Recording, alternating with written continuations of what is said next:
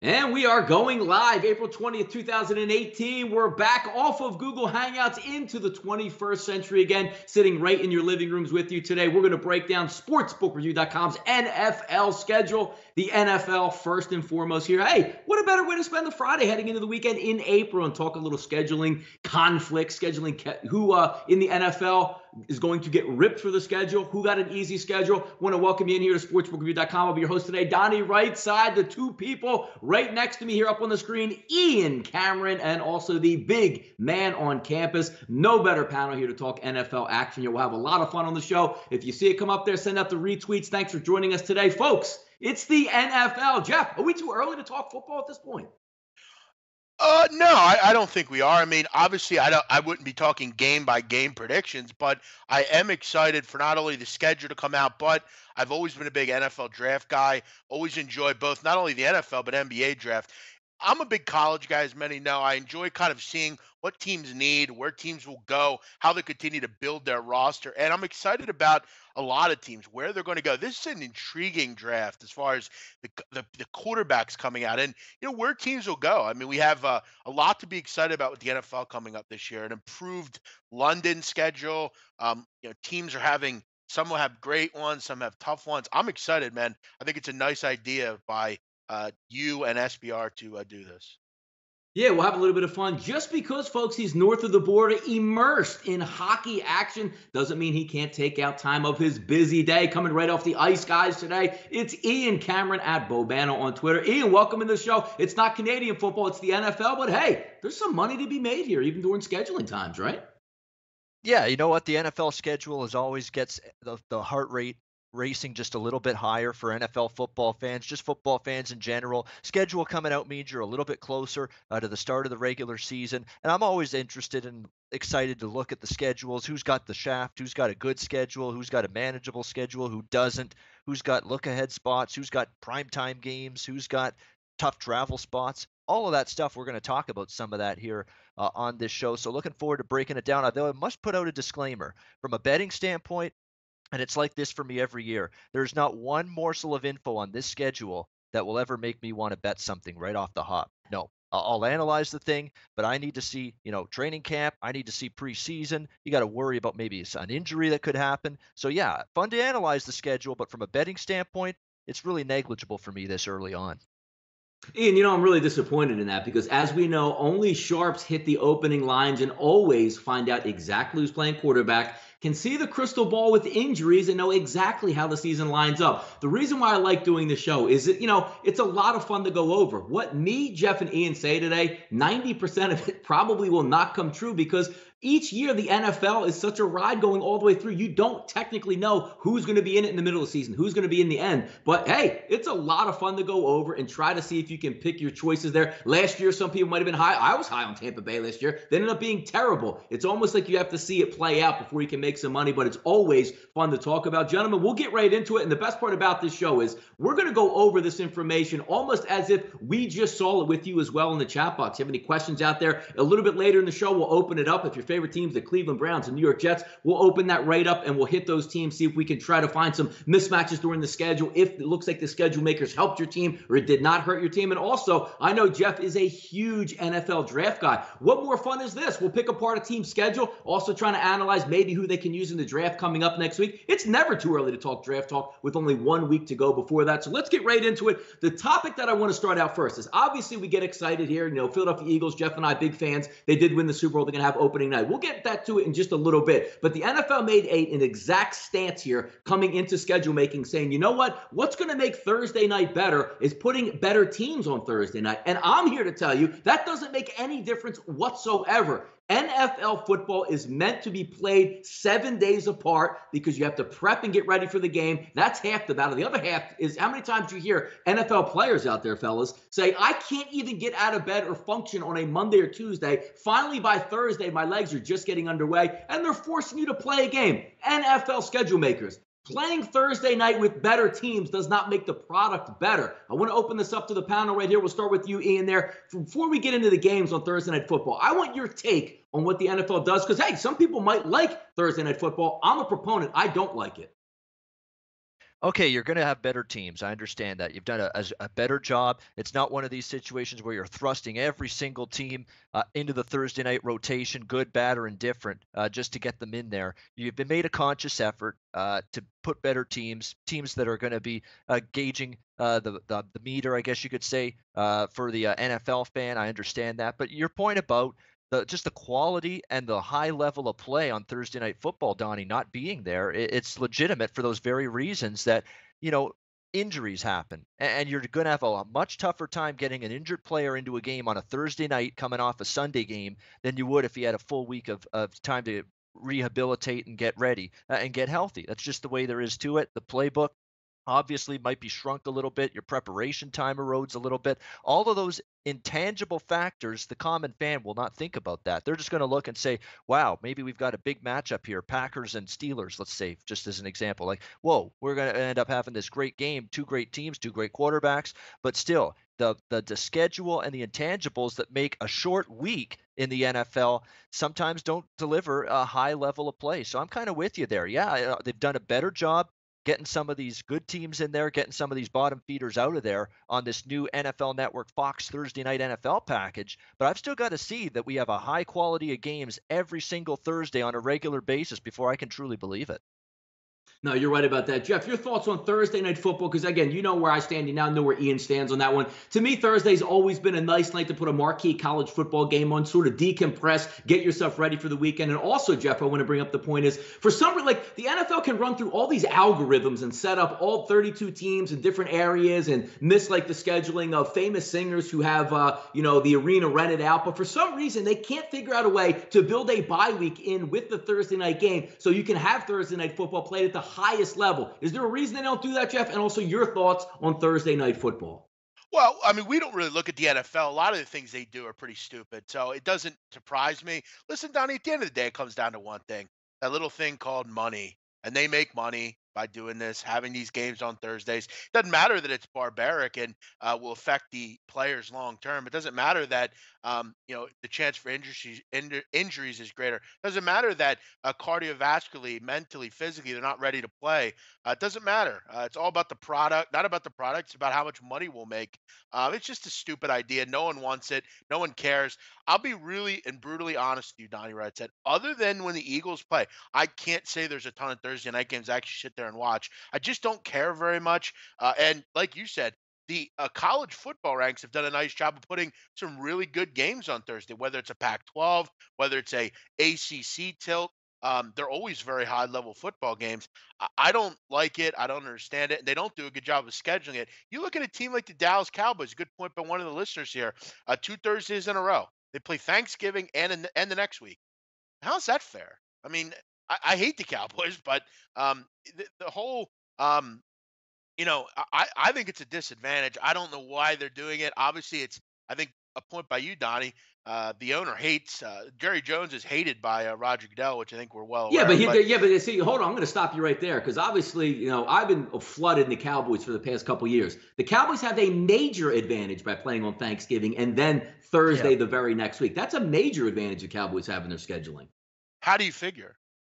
Because they don't ever play a Thursday night road game. They've never played. Like the whole hardest concept here, which some people on Twitter don't understand, is that the Cowboys get hooked up because they have some resident we always played on Thanksgiving, so we're going to get to play on Thanksgiving. The hardest thing for a football team to get ready for, play on a Thursday, then go on the road and then play on a Sunday, then go on the road and play on a Thursday. It's the most competitive disadvantage you can have in football, and the Cowboys don't ever have that. You know how the NFL hooks them up, Jeff? They play at home on Thanksgiving, so they have the advantage on the Thursday. Now, not only does the NFL not give them a road Thursday game, they say, okay, you have to play on Thursday. You'll play 7 days from Thanksgiving, which is the equivalent of playing Sunday to Sunday. The Cowboys every single year, along with the Detroit Lions, but because nobody cares about the Lions, they don't ever bring that up. The Cowboys have an inherent schedule that's built into their advantage over every single other team other than the Detroit Lions every year.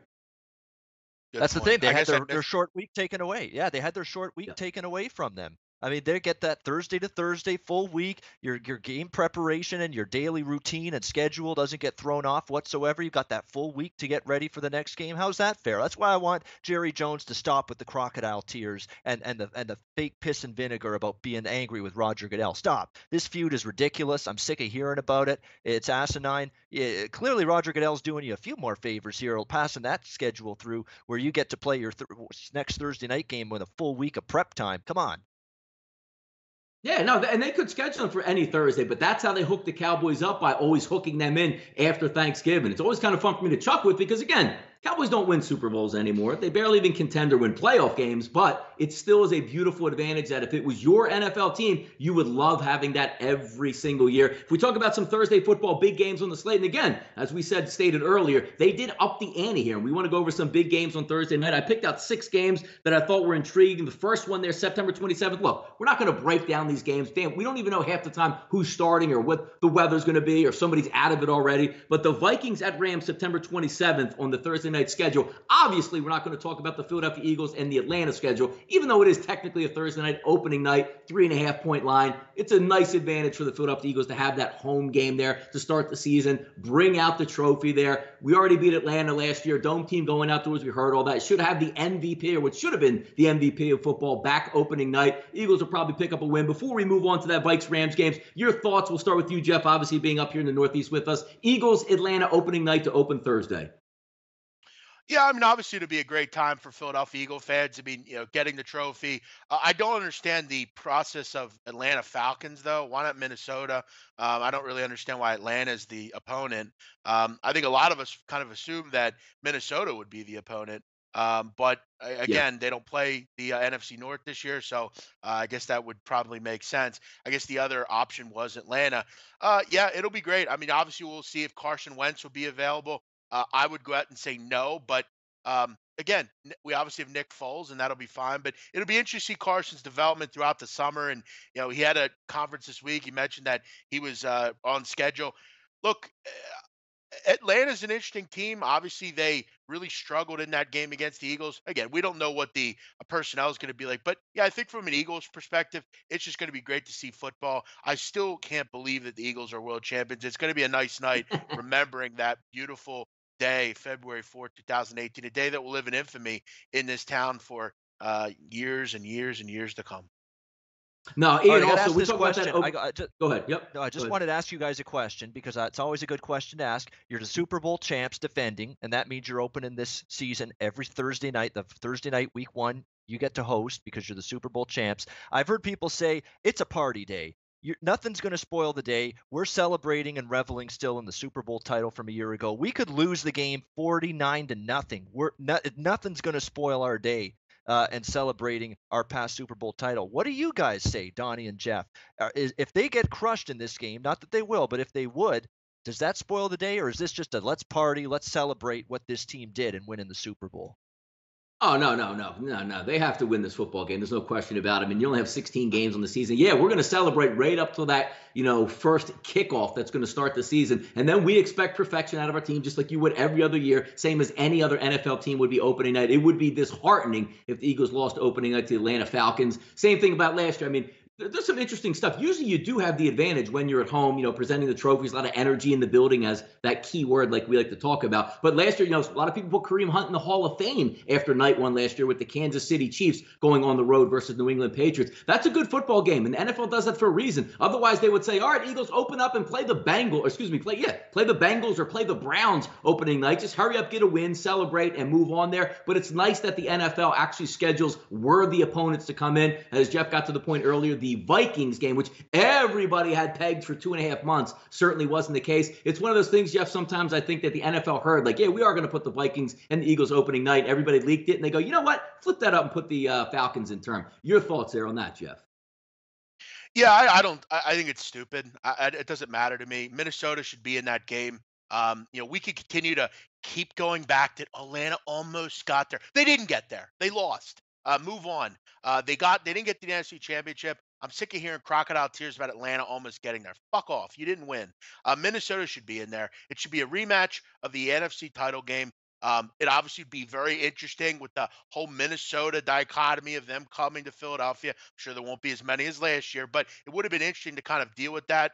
Either way, I think it would be very good. And as far as from Ian's point, I think Donnie's totally right. I mean, you'll bask all summer, all spring in the fact that the Eagles are champions. But I think in this town, the goal is to get another one, and they get another one. It's very difficult to repeat, as we know, but we've seen the Eagles. They're going out and making necessary changes to make sure this team is not only just as good as they were last year, maybe even better. So it's exciting. I think until kickoff, we're going to be excited. And yeah, if they were to get blown out, I think it would be right back to what the hell is going on with this team? How could they come out so flat? How could this happen?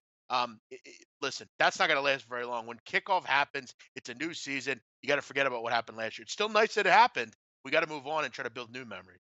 Yeah, I had Yeah, Buddy no, Pat's opening night. fan Yeah. last year trying to tell me that he wasn't bothered by the fact the Chiefs beat him on that Thursday night game last year. I think you guys have exposed him as a liar, to be honest. So thanks for that.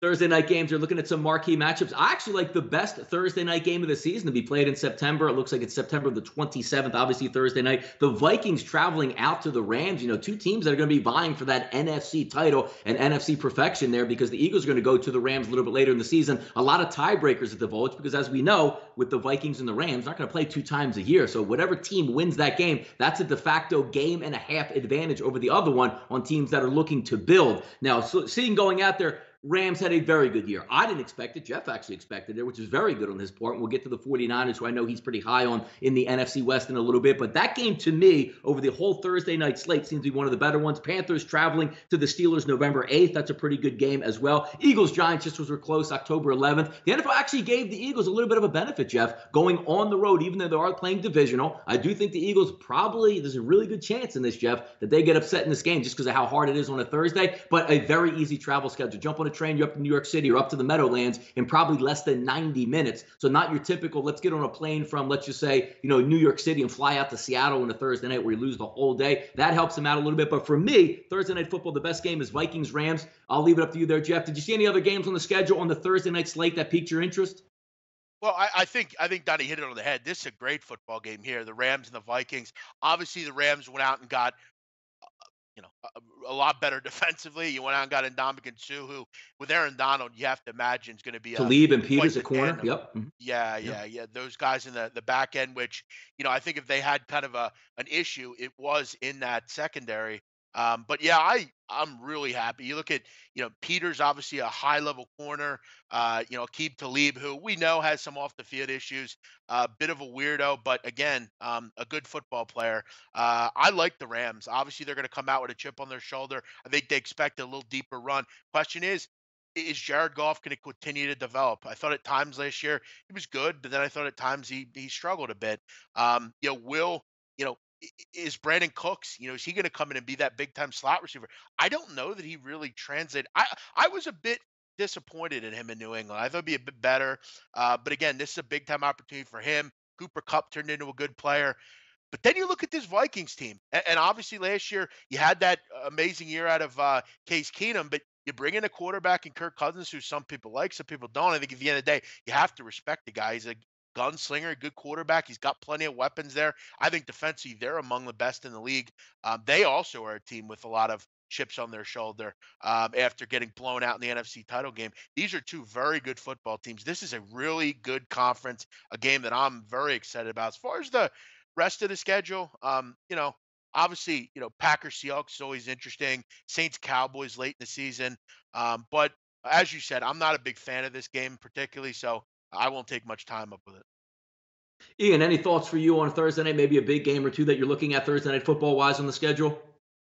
Yeah, I mean, Vikings Rams is a great game. That's one worth talking about. And just from a situational standpoint, again, you don't bet based solely on situations here this early, obviously, but you got a situational edge to the LA Rams there. They're going to be sitting there waiting for this game. Minnesota plays Buffalo at home on Sunday. They're going to have to travel on a short week out there to Los Angeles. So it's an interesting situation here that LA is going to have a little bit in their favor. The interesting thing is Jared Goff, you're right. How is he going to take that next step forward?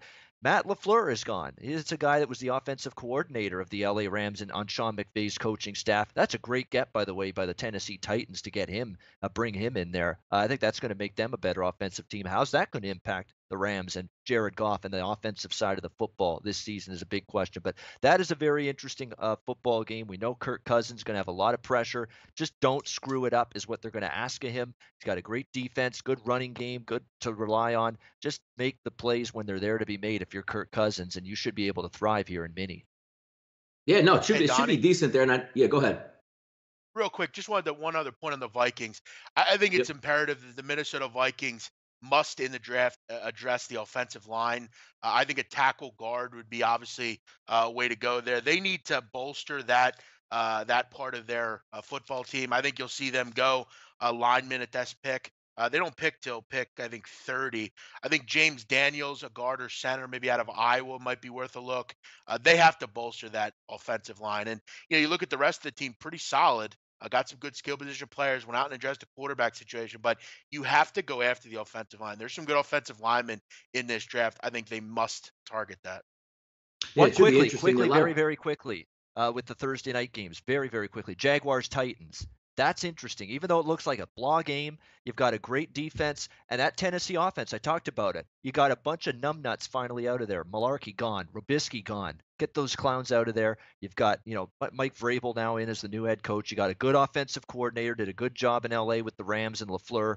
Watch Marcus Mariota and that offense maybe start to play to the level that they did not play at last year. That'll be a good game. yeah, we've been Defense waiting to versus see some offense. tempo in them. Yeah, we've been waiting to see some tempo and let Marcus Mariota do a little bit. I mean, yeah, look, you're not going to bring the Oregon Chip Kelly offense back to the NFL. We saw that work after a year and a half fizzled out, but there are some elements that we've been begging the Tennessee Titans to try to work in there. Why don't we head us in talking Tennessee Titans? We're going to go across seas there. A lot of people in the chat box as well. It's interesting games that they always put in London, sort of ramped up the schedule. The first time ever, the Super Bowl champions are going to go over and play a game in London, which brings me to my favorite point, which I like to rail on NFL owners and rail on the NFL. The Jacksonville Jaguars are going over across the seas again for the money grab. They are now in position to be a really good football team, just like they were last year, throwing away true home games. As we know, my moniker is it's hard to win on the road in the NFL. The Eagles are going overseas to play them, which as an Eagle fan and Eagle backer, I love it because it takes them out of the NFL. And don't give me, well, Jacksonville plays over there all the time. Those fans, there's going to be more Eagle fans than Jacksonville Jaguar fans in the stands there. Don't tell me because they go over every year. It's some sort of home field advantage. They know the travel schedule. Sure, they know the travel schedule better than most other teams.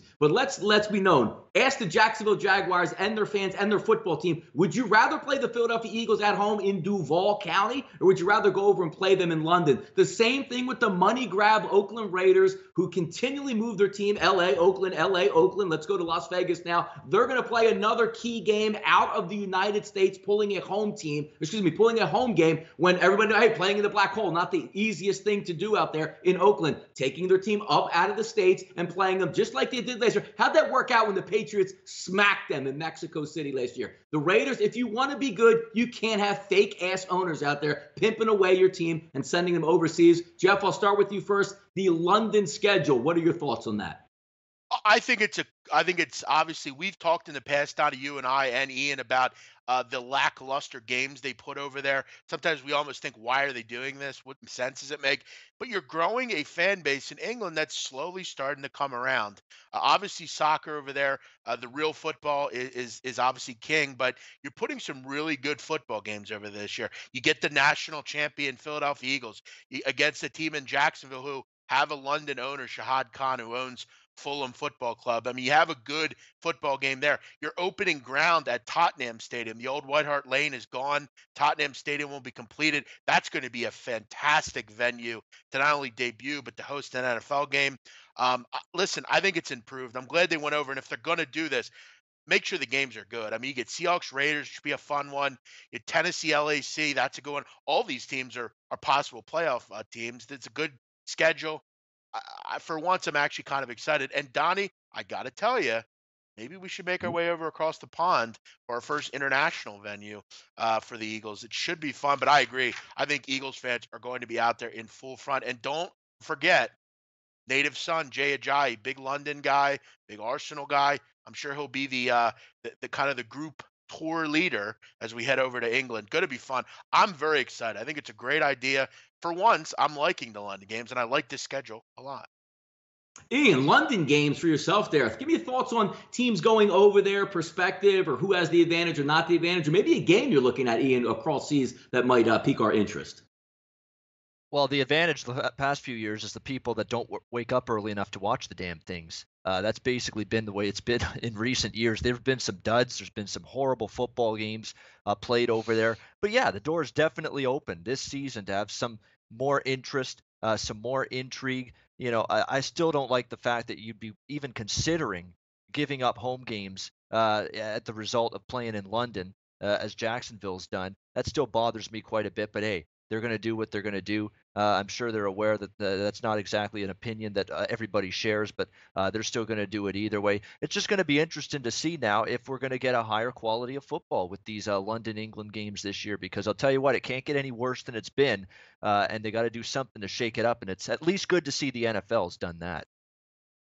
No, you're right about it. It's always make a funny, because they start the games at 9:30. So I actually thought the NFL and their brain trust was on the right path with Thursday Night Football and also the London games, going, you know what? Let's just send some Drek over there, and they don't know any better than good football. And the NFL fans, they miss that game. It's no big deal because they're not that good at teams. Same thing with Thursday night. Like, hey, we'll just throw the Bengals a Thursday night game. Their fans will get excited, and we'll call it prime time, but we'll give them like such a bad matchup or something like that. But the NFL is trying to correct itself, but doing it the wrong way, sending better teams over to London. What good does that have to do for the NFL? And also the Eagles and the Jacksonville Jaguars, which should be a marquee game. You're putting that at 9:30 a.m. Eastern time, which again on the Pacific would be 6:30 a.m. Where does that make sense? If you just hide like the Cleveland Browns and the Cincinnati Bengals and the Baltimore Ravens over there at 9:30 a.m., most people will sleep right through it. Just be like, hey, who won that game early in the morning? So I don't know where the NFL is actually going with this, thinking if they send better teams over there, don't they already sell out over there anyway? We're hurting for tickets. I don't understand the point of making games better over in London. The point of that actually would be, if I'm a Jacksonville Jaguar fan and you're telling me to buy season tickets and let's have a good run and get home field advantage, I'm scratching the back of my head going,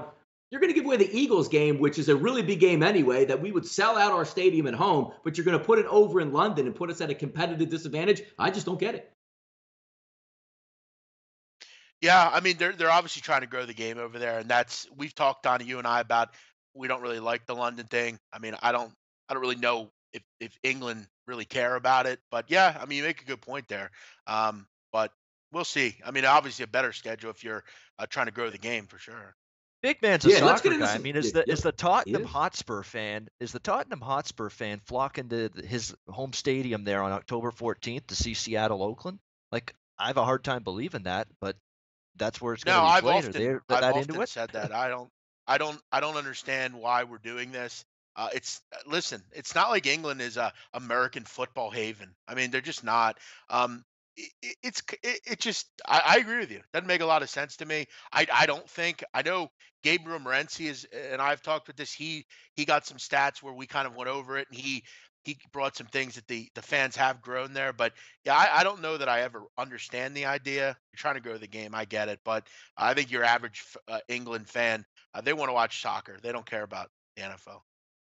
Yeah, exactly. The one thing that you would want to see is like an even trade-off. Said, all right, we'll send the Jacksonville Jaguars and the Philadelphia Eagles over there, but now you have to send Man City, Man U as a real EPL league game and play it in New York City. That would be a nice little even trade-off to see how that would work. Gentlemen, let's get into some spots here in the NFL schedule. Got about 20 minutes left. This is the fun part that we like to break down. Teams that got maybe a little bit shafted, teams that are on the up and up. I'll start it out real quickly here with the toughest stretch of games. Now, again, this isn't something we went over 32 teams, analyzed, ran through a computer, and pulled out some analytics of how actually tough it would be. Just to the naked eye, somebody actually scooped my story here in the chat box to start the show with the Green Bay Packers. I like to look at spots in the schedule where the NFL possibly will help you out and possibly harm you based on travel, based on teams that you're playing. The Green Bay Packers getting Aaron Rodgers back. Anytime you have him back there at quarterback, you're going to be challenging for the division. You're going to be challenging for the NFC, maybe getting to a Super Bowl and winning it and whatnot. If we take a look at the schedule, there's a 5-game run that the NFL set them up with only a little bit of a breather. If we take a look at October 28th, they're going to be at the Los Angeles Rams. Then November 4th, they're going to fly back to Green Bay and then to the other side of the country and play the New England Patriots on the road. You get that reprieve on the 11th to play the Miami Dolphins, but then they send you back out on the road 4 days later up to Seattle to play on a Thursday night. You get that little mini bye, but there's no help there. You're going at the Vikings, a tough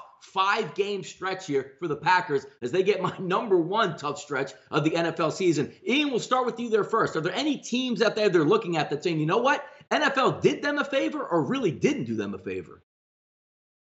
Sorry, Mr. Sports Rage Gabe Morency. I'm looking at your Buffalo Bills directly in the face. When I look at a team that's been absolutely given I don't know about the shaft, but they have been given a boulder of a schedule to have to push uphill in terms of the first 2 months of the season. For the Buffalo Bills, look what they have to open with.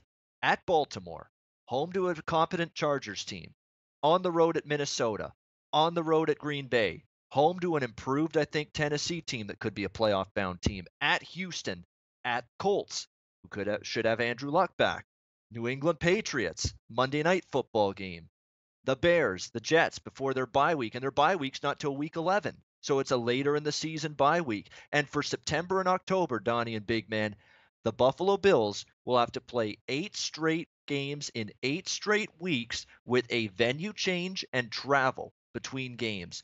On the road, back home, on the road, back home, on the road, back home. You're going to have to travel in between every game for the first 8 weeks of the season. If you're the Buffalo Bills and now A.J. McCarron strolling in as your quarterback this season, a complete and virtual unknown, capable, but has he got promise? No. I mean, you just don't know what you're going to get from this guy. The Buffalo Bills have a bastard of the first 2 months to try to navigate with their schedule. Jeff, what are your thoughts? Any thoughts on the Bills' schedule there, or what they actually need coming in that can help them in the draft? Yeah, he makes a really good point. I mean, the Bills are going to be up Schitt's Creek for most of the year. And again, I mean, he mentioned it. I mean, you have A.J. McCarron, who has had limited success in the NFL, limited appearances in the NFL. I totally agree with him there. As far as what they need to do, they have a lot of needs. Look, I think they got to go out and maybe try to get a quarterback. Maybe I don't think they will. They might wait to maybe the later rounds. But I think they need some more playmakers. I think that's where I have them going. I would go with maybe Christian Kirk at this position. Maybe DJ Moore. You obviously wonder. Zay Jones has had a forgettable season as far as on off season. You have Kelvin Benjamin, but it's nice to maybe add in, maybe throw in maybe a tight end. I mean, is Charles Clay a guy long-term you want to deal with? I think you need another playmaker in offense, but I also think you need to address that offensive line a bit as well. They have a lot of needs, and it doesn't help that, like Ian said, they have one of the toughest schedules in the league to start the season. As far as a team that, I've kind of outlined, and I'll tell you right now, guys, I'm more or less a personnel guy. I'm more or less looking at how team's going to be once the season starts. As far as the schedule itself, I think every team's good in the National Football League. You got to prepare every week for it. But Oakland's got an interesting situation. I mean, new coach, obviously, with John Gruden. You open the season on Monday Night Football. Then you got to go 2 straight road games. You have an Xmas game this year, a short week in the last game of the season against Kansas City. That's kind of tough as well. I think Oakland's an interesting team. They must address the defensive side of the football. I think Roquan Smith is about a perfect pick as they can make at number 10. He is, throughout many draft boards, I think a guarantee for the Oakland Raiders. I think he would really help that group. Roquan Smith, kind of along with Khalil Mack there, Bruce Irvin. I think that's a really good kind of front 7. I wouldn't be surprised if they look a cornerback as well. They've had some major issues with pass defense over the years. Gary Conley might be the answer, but I mean, their right cornerback needs to be addressed. They have a lot of issues on defense that need to be discussed. But to me, Roquan Smith has to be the pick for them out of Georgia at number 10. I mean, we've seen, Oakland Raiders getting back to them just coming into the season, new coaching scheme, so to speak, because now you're going to see John Gruden step back out of the booth and back on the sidelines here. It's going to be an interesting thing to watch, almost like a case study, because we've seen Dick Vermeil come back and have success, coaching the Philadelphia Eagles, taking a long layoff and then coming back with the Rams and picking up a world championship. But you're getting this certain fold where, in the early 2000s, that West Coast offense has sort of moved on a little bit. I'm wondering if John Gruden could come back in and still get that, whole vibe of the NFL. Because if you already hear or read the tea leaves out there, he's struggling with the new rules here, saying like, wait, I'm the head coach. I can't just call my quarterback and force him to come to the facility and work, 365 days a year, 7 days a week, 24 hours per day. He can't even get a hold of a lot of these people. Ian, if we look at the Oakland Raiders at this point in coaches coming back. Because again, there's no pay scale for coaches. You're looking to make the biggest splash and the best, coach that you can possibly bring in. The Oakland, I mean, there's no question that you're going to get a lot of headlines with John Gruden as your coach for the Raiders. But Ian, is it a good thing? Do you think he can come back and recapture that magic that he had with the Buccaneers? Because if you look at his overall overall record in the NFL, it's not glamorous. No, it's true. I mean, there's a lot of question marks about whether John Gruden's third team head coach, obviously, but second true go around in the NFL as a head coach is going to work. And it's funny, people joking that Oakland's on multiple Monday night games. Why? Is he going to hybrid as a broadcaster and a head coach on those games? But, John Gruden has got question marks. There is a situation where offensive and defensive schemes have changed. It's one thing to say, oh, I've been around the game because I've been a broadcaster all these years and an analyst in the ESPN Monday night booth. But, holding a stick in your hand every Monday night is different from having a coach game in, game out, or week in, week out. Practices, time frames are different. The ability to practice is not what it was, and the amount of days that you're allowed those practices is not what it was. So these are all adjustments that John Gruden's going to have to make now, and realize he's going to have to tweak some of the things that maybe worked in Oakland 20 years ago, that maybe worked in Tampa 15 years ago, that may not work in 2018 with this Oakland Raiders team. So it's an adjustment period for Gruden. I'm not ready to just jump on the bandwagon of thought process saying that he's just going to automatically come in here, make this Oakland team just fantastic right out of the gate. I'd like to take a more of a wait and see approach and see what happens first. Yeah, no, I completely agree with you on that motion there. Moving it along here, trying to look at some different divisions. I know Jeff has a couple teams he wants to talk about, Ian also as well. I'm going to pick one right now because this goes into scheduling with the NFL and what I like to see if I would be a head coach or a front office. The question I get asked a lot, and it's always, an interesting, people have different opinions on this. What would you rather have? The tougher schedule to start the season where the back end last 4 to 5 games, you can pick up some victories? I'm actually opposite of that and staunch opposed to that because in the NFL, folks, we know you don't know who's going to be good. But if you do start the season with a softer quote unquote schedule and get off to a 5-1 advantage where the other team has a tough, go of it the first round, we see it. All of a sudden after week 10, you're 4-6 instead of 7-3. That goes through a lot of the mind and psyche heading down the stretch where maybe you think you're already out of it and you're playing for a contract next year. If we take a look, and the reason I like to bring this up is you can't hide behind, the NFL tries to schedule where if you have a first place schedule, it's supposed to be the toughest based on the metrics of last year. The same thing if you're a really bad team. The NFL, which is amazing to me, you want the big markets in it, it seems like, the farther the season goes along. They didn't do the Giants any favor. A last place schedule. Listen to the schedule up until their bye weeks, guys. Open with the Jaguars, on the road at Dallas, on the road at Houston, New Orleans at Carolina, Philadelphia at Atlanta, and then Washington, and then you hit the bye. That doesn't sound like a last place schedule to me. And who knows if they get off the rails and go, 2-5 or 2-6 to start the season. We all know the prima donnas that they have. They're going to be calling for Eli's head. Why did we keep him around? I want to ask you guys this question before we move on to other teams. Ian, we'll start with you first. What would you rather have if you're an NFL GM or a coach? The soft start, the tougher finish, or vice versa?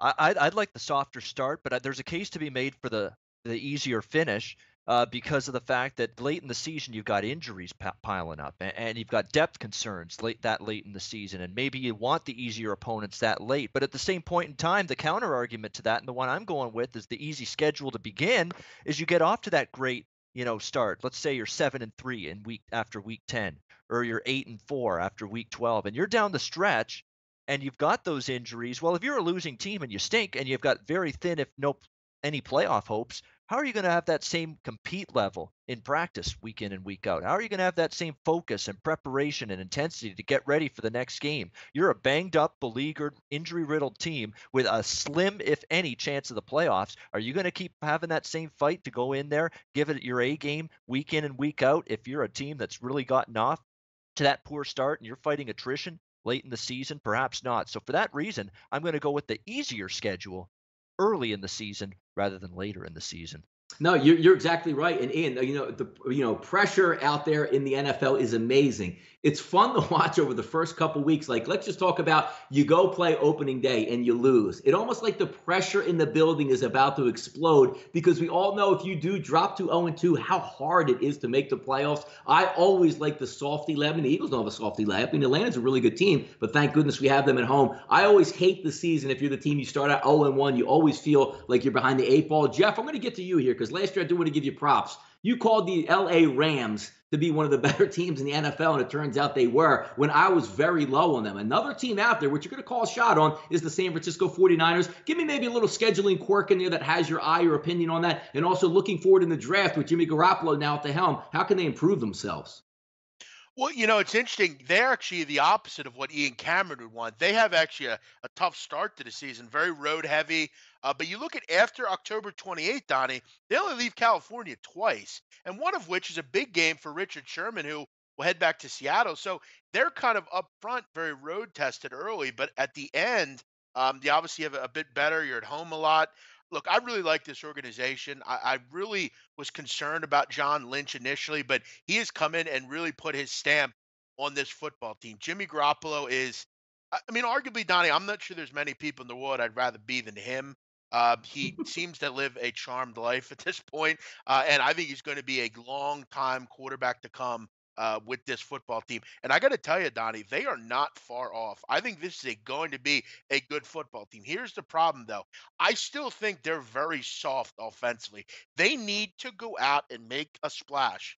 I know people think, well, maybe they should go defense. They were 26th last year in sacks per game. I know. Maybe they should go after, a secondary player. You know where I'm going if I'm them? I would go after, and I'm saying maybe take, Tremaine Edmonds. But Donnie, maybe you make a splash. You know who I'd take at that number 9 spot, Donnie? Calvin Ridley. I think he'd be a nice pick for this team. Give him a weapon.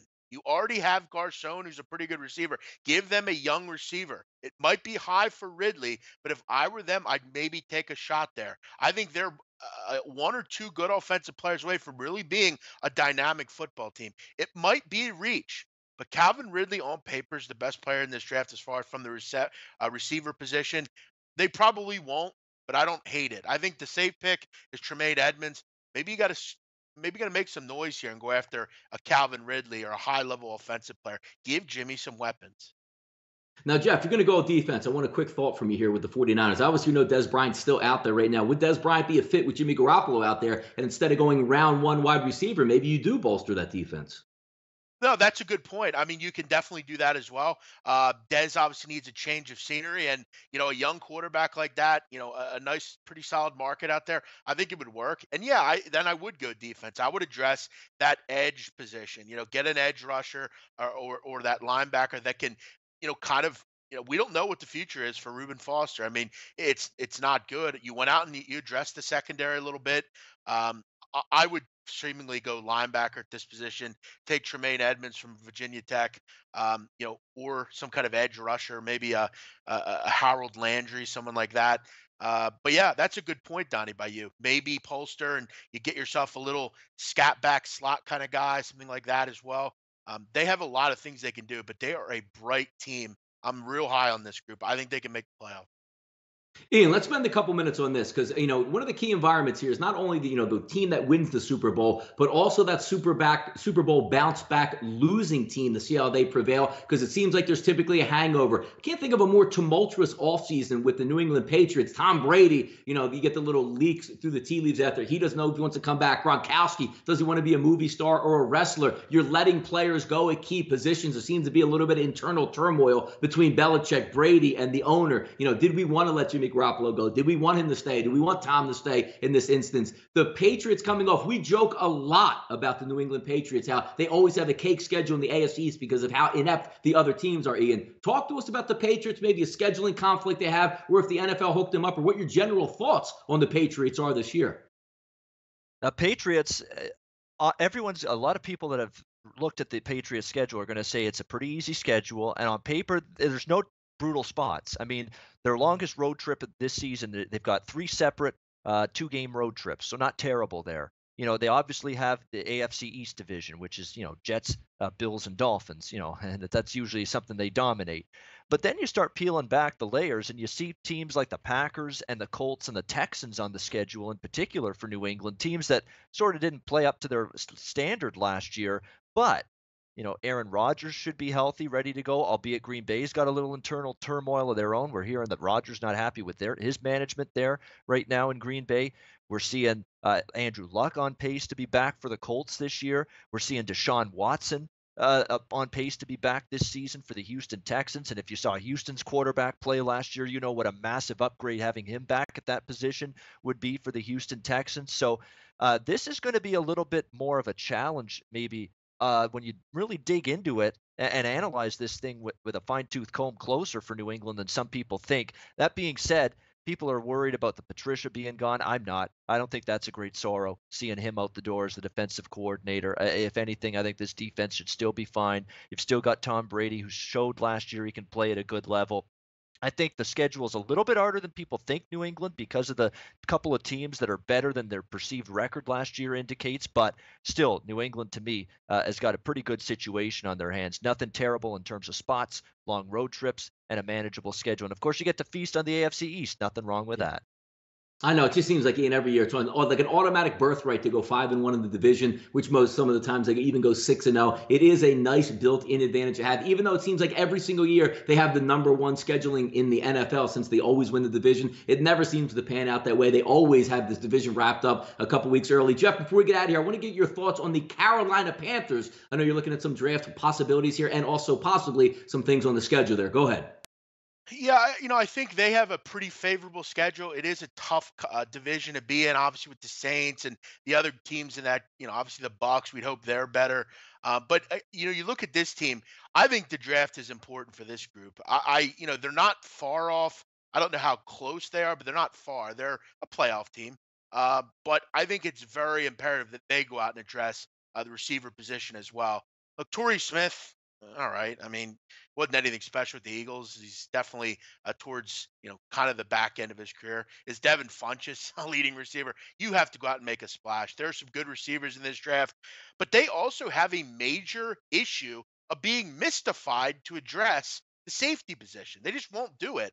They don't have much in that secondary, frankly. I don't think they do, at least. Ever since Josh Norman left, they've had a weak secondary. They have such a high level front seven. I mean, you bring in Dontari Poe, who's an absolute load. You still have Julius Peppers giving you a ton. You still have K'Wan Short and Addison and Kuechly and Davis. What a great front seven. But then you just failed to address the elephant in the room of the bad secondary. They have to address that and get better there. I still think, though, the receiver position is important. You have Greg Olsen.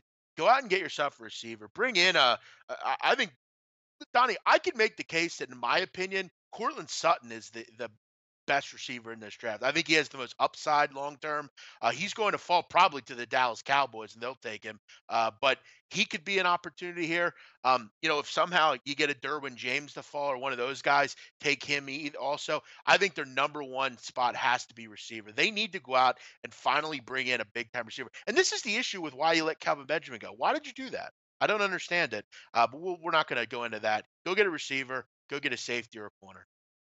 Yeah, gentlemen, I could talk NFL all day long on this channel, 7 days a week. It's only the beginning. We had a lot of fun talking about the schedule breakdown. Next week, keep it on. I'm sure Ian will be back on with us as well. Also, Jeff will be doing a lot of stuff, live draft coverage next week. So check in the sportsbookreview.com. Give us a follow at SBR Sports Picks. A lot of good stuff going in the channels. I want to thank the big man on campus for taking his time today, Ian Cameron. I was your host today, Donnie Rightside, of course. So we'll be coming back in the NFL action. A lot of fun to be had, folks. Thanks for joining in. Thanks for popping into the chat box. Keep in tune, sportsbookreview.com for everything NFL. Thank you. See ya.